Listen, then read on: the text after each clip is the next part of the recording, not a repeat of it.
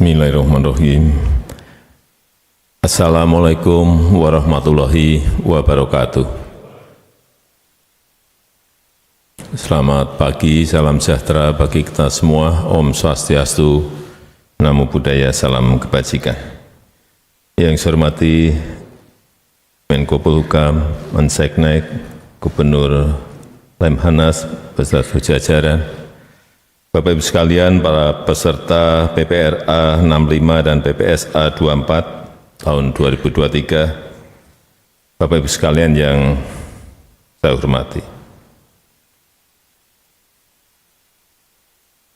Ini tadi disampaikan yang pertama berurusan dengan konektivitas digital ASEAN.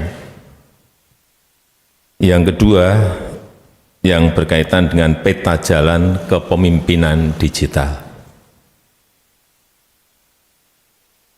Saya sangat setuju tadi yang sudah disampaikan bahwa kita harus mengantisipasi semua perubahan, semua dinamika global yang setiap hari berubah begitu sangat cepatnya, termasuk perubahan teknologi dan digital. Di setiap pertemuan di ASEAN, pertemuan di G20, ini terus yang dibahas karena perubahannya lebih cepat, teknologinya lebih cepat daripada regulasinya. Teknologinya sudah lari, regulasinya belum ada. Dan itu juga terjadi di negara kita. Tapi negara-negara besar pun juga tergagap-gagap mengejar larinya perubahan teknologi yang ada, utamanya teknologi digital. Tapi sering sudah saya sampaikan, jangan takut dengan perubahan. Karena kalau kita takut, ya perubahan itu juga terjadi kok. Tidak perlu takut terhadap perubahan. Juga jangan alergi terhadap dinamika. Karena tidak ada ruang di dunia ini tanpa dinamika. Dan kita harus sekarang ini, mulai sekarang, terbiasa dengan hal-hal itu. Meskipun kadang-kadang juga terkaget-kaget. Belajar yang satu ini belum selesai, sudah keluar yang lainnya. Artificial intelligence keluar, kita baru belajar apa itu. Muncul lagi generatif artificial intelligence. Dan yang lain-lainnya. Dan kita tidak bisa menghentikan yang namanya digitalisasi, enggak bisa. Barangnya sudah ada, enggak bisa kita menghentikan. Kita juga tidak bisa menghentikan perubahan teknologi, enggak bisa juga. Muncul terus, akan datang terus. Dan jika kita tidak bisa menghentikannya, apa yang harus kita lakukan? Ya, artinya kita harus cepat beradaptasi, harus cepat beradaptasi, dan juga kita harus mengikuti dan berinovasi. Kalau enggak akan semakin jauh kita, dan kita harus membuat strateginya, strategi yang taktis. Strategi yang taktis, visi yang taktis. Tidak visi yang terlalu mengawang-awang, tapi tidak bisa dilaksanakan. Strategi taktis, visi taktis yang segera cepat dilaksanakan, karena barangnya ini sudah lari kemana-mana. Kemudian kalau kita lihat potensi ekonomi digital kita, di Indonesia saja, besar sekali. Tahun 2020 di catatan saya, 44 billion US dollar. Tahun 2022, 77 billion US dollar. Tahun 2025, 146 billion US dollar. Dan 2030 diperkirakan 360 billion US dollar. Artinya,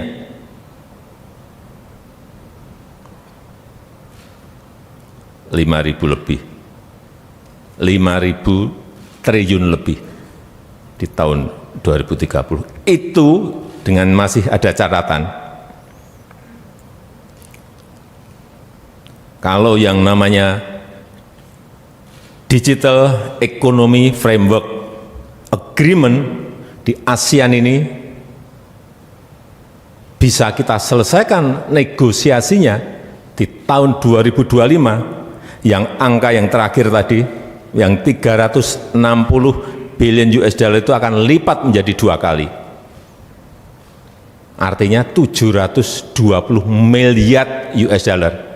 Kalau dirupiahkan 11.250 triliun rupiah, potensi ekonominya sangat besar sekali. Apa sih Digital Economy Framework Agreement di ASEAN? Apa yang mau kita bicarakan? Ya, mengenai aturan perdagangan digital. Kita harus menyiapkan ini. Nggak usah berbicara globalnya dulu, ASEAN dulu. Aturan perdagangan digital disiapkan. Pembayaran digital disiapkan. Keamanan data hati-hati. Harus diproteksi, dilindungi betul. Saya kaget kemarin setelah rapat, disampaikan kepada saya hanya dalam waktu bulan saja. Saya enggak usah sebutkan aplikasi apa. Sudah mencapai 123 juta orang masuk ke aplikasi itu. Hanya dalam hitungan bulan. Karena pembeliannya sangat masif sekali. Artinya apa? Perilaku konsumen kita sudah dipegang. Moodnya mau kemana sudah dipegang. Arahnya mau kemana sudah bisa ditebak.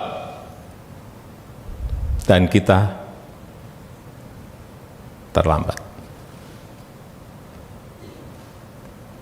Hal-hal seperti ini yang jadi sekali lagi, aturan mengenai perdagangan digital, pembayaran digital, keamanan data, dan juga mobilitas talenta digital kita. Ini pindah kemana? Pindah kemana? Karena sekarang kalau Bapak Ibu lihat, digital nomad di Bali, dari seluruh dunia ngumpul di situ. Bagus, kalau kita bisa memanfaatkan mereka. Tapi yang sering dan harus saya ingatkan, karena potensinya tadi 11.250 triliun,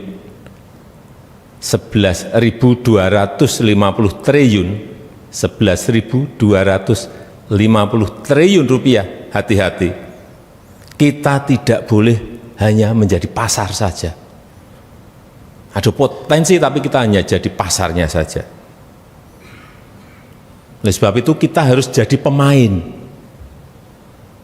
Ini menyiapkan pemain-pemain ini yang memerlukan kerja keras karena waktunya kita dibatasi oleh limit waktu. Teman-teman saya menyampaikan hanya waktunya hanya 2 tahun. Dari tahun kemarin, pertengahan tahun kemarin, hanya 2 tahun. Bagaimana kita bisa menyiapkan talenta-talenta digital kita? Ini yang bukan barang yang mudah. Dan kita tidak boleh hanya menjadi konsumen saja. Tadi 123 juta tadi konsumen. Kita hanya jadi konsumen. Dan 90% hati-hati, barangnya barang impor. Lebih bahaya lagi, bukan produk kita sendiri. Kalau produk kita sendiri kita taruh di e-commerce, masih bagus. Tapi 90% barang impor. Karena harganya sangat murah. Bahkan baju, kemarin ada yang dijual berapa? 5.000. 5.000. Artinya di situ ada predatory pricing. Sudah mulai bakar uang, yang penting menguasai data, menguasai perilaku. Ini semua kita harus mengerti mengenai ini. Sekali lagi, jangan hanya menjadi konsumen, tetapi kita harus jadi produsen. Artinya kalau kita punya aplikasi yang masuk ke sana dari produsen-produsen, dari barang-barang yang kita produksi sendiri. Syukur kita bisa masuk ekspor ke negara-negara. Nggak usah jauh-jauh, di ASEAN dulu kita kuasai. Jangan sampai kita lena dalam hitungan bulan. Nggak mau saya terkena penjajahan era modern. Jangan mau kita terkena juga kolonialisme di era modern ini. Kita nggak sadar. Tahu-tahu kita sudah dijajah secara ekonomi. Mungkin awal-awal harganya masih 5.000. Begitu semua sudah masuk, beli ini, sudah ketagihan, baru dinaikkan. 500 juta mau apa?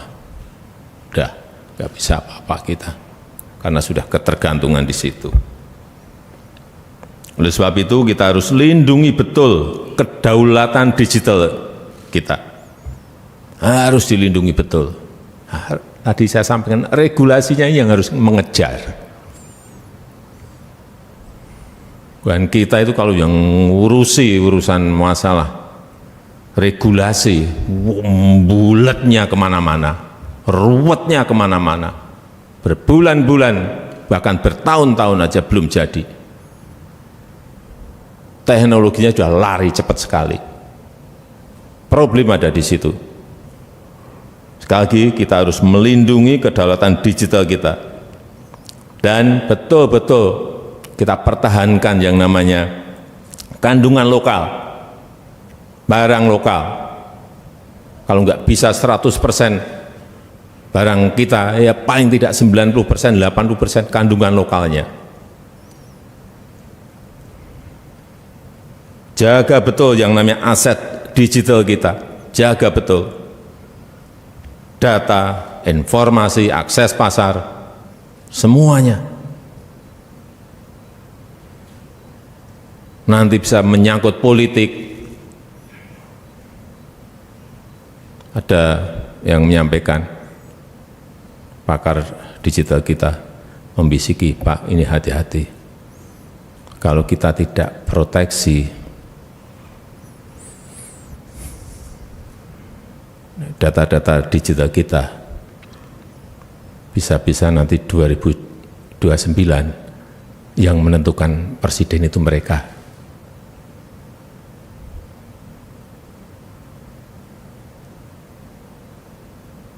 Betapa sangat berbahayanya yang namanya perilaku konsumen, perilaku masyarakat itu bisa di-tag dengan sangat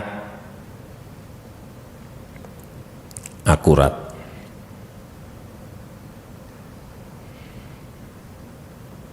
Sekali lagi, data, informasi, akses pasar itu adalah emas berliannya dunia digital. Karena sekarang ini eranya AI, eranya big data analitik, eranya machine learning yang bisa memprediksi perilaku manusia, dan bahkan tadi kalau sudah masuk ke politik bisa mengarahkannya. Hanya sekali lagi bermodalkan data dan informasi. Dan negara-negara besar risau mengenai ini. G20 di India kemarin ada 6 negara besar, nggak usah saya sebut negara mana, negara besar, 6 negara berbicara dan risau, kelihatan sekali saya baca risau mengenai AI.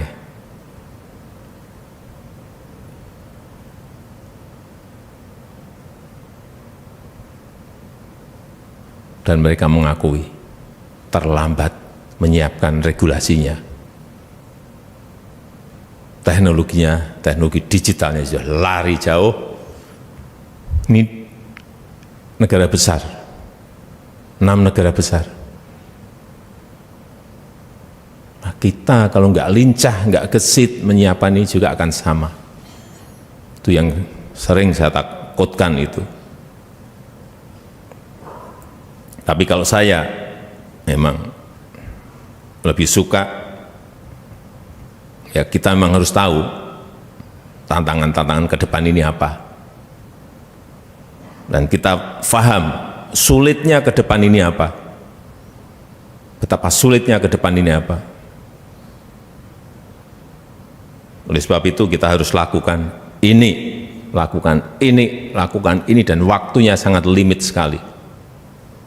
Solusinya begini. Ini segera dirumuskan.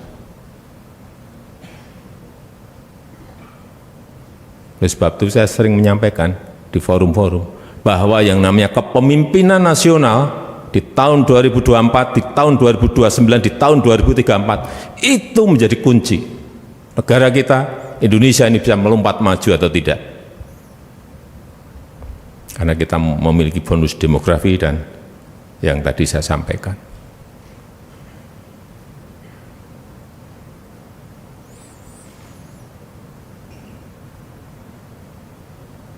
Karena sekarang kita tahu semuanya serba digital, serba online.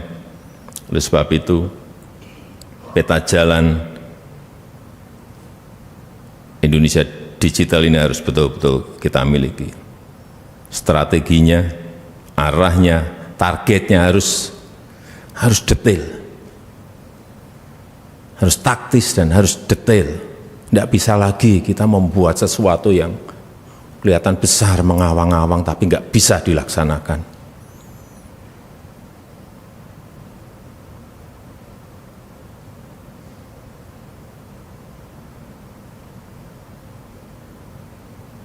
Sekali lagi kita buat peta jalan Indonesia digital, yang namanya tol langit, yang di dalamnya mengatur infrastruktur digital, pemerintahan digital, ekonomi digital, masyarakat digital. Sekali lagi, harus ada targetnya, harus ada arahnya, harus ada strateginya. Ya, kadang-kadang ada kendala biasa, kemarin ada masalah di BTS, kita udah mikirin yang untuk area-area pinggir, area-area yang jauh, kita selesaikan BTS-nya, masalah. Artinya ini mundur lagi. Meskipun saya yakin ini juga bisa diselesaikan di lapangan akhirnya. Jadi fokusnya itu di solusi, bukan di masalah. Dan jika ada tantangan, ya masalah, ya cari solusinya. Jika ada kendala mentok, ya cari jalan keluarnya. Jika masih mentok, ya pelajari lagi, coba cara lain lagi, terus begitu untuk menghasilkan sebuah solusi, untuk menghasilkan rekomendasi, dan untuk menjalankan strategi dan menjalankan kebijakan. Saya rasa itu yang ingin saya sampaikan dalam kesempatan yang baik ini. Saya mengucapkan selamat atas yang sudah lulus, dan besok mungkin yang juga lulus.